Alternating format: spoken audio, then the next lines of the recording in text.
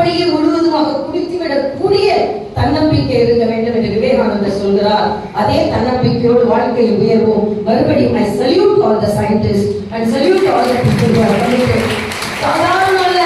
ஆனா நமக்கு நிலவை பார்த்து முதல்ல சொல்லிக் கொடுத்தது அவை பாட்டி தான் நம்ம சொல்லிக் கொடுத்தார். பாட்டி தான் வளர்ச்சுட்டா மேல போய் இல்லையா? அதனால பெண்களுக்கும் நிலவுக்கும் நிறைய சம்பந்தம் இருக்கிறது.